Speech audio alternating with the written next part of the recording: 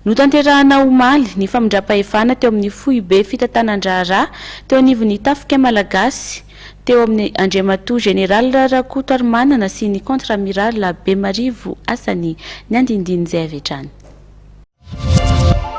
Nanatanteraka famindran-draharaha ny teo amin'ny foibe fitantanan-draharaha eo anivon'ny tafika malagasy androany ny voatendry ny intendant contre-amiral Bemarivo Asanjano isolony intendant général Rakotoarimanana Théophile Claude Tale teo aloha lanonana ara-miaramila izay natao teo ambany fihahiny ministry ny fiarovam-pirenena ny général Raslofinirina Bening Xavier sy ny lehiben'ny état-major général ny tafika malagasy ny général Razavindrakoto Lantoarinjaka ary notrony ireo olo-manakaja civil sy miaramila. Ny fiobe fitantanan-draharaha eo anivon'ny tafika malagasy misana ny fitantanana ara-bola, fitantanana ara-pitaovana ary fitantanana ara-olombelona ao amin'ny tafika malagasy. Nanatanteraka ny famindram-pahefana teo amin'ny foibe fitantanan-draharaha eto anivon'ny tafika malagasy tsika androany ny afatra apetraky ny ministry ny fiarovam-pirenena dia tsotra raha samy mitondra ny anjara vikiny isika rehetra olo-pirenena malagasy dia efa tsy ohatran'izao angamba ny ty firenentsika ity.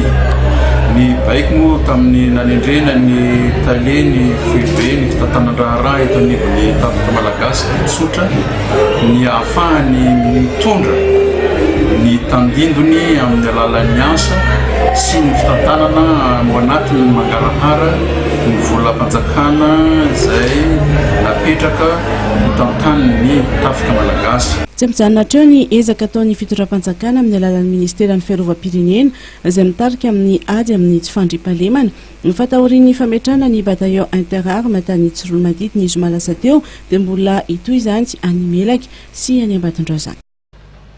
Dia iny fanadihadiny indray tompoko lahy sy tompoko vavy no nentina nanakatona ny fotoanan'ny fampahalalam-baovao tamin'ity aliny zoma ity. Isaorana feno ianao nanaraka izany hatramin'ny farany ary mbola manasanao hatrany anaraka ireo fandarana vokarin'ny fahitalavitra MATV. Ny fotoanan'ny fampahalalam-baovao kosa dia manome fotoananao ny rapitso indray. Veloma tompoko lahy mankasitraka tompoko vavy.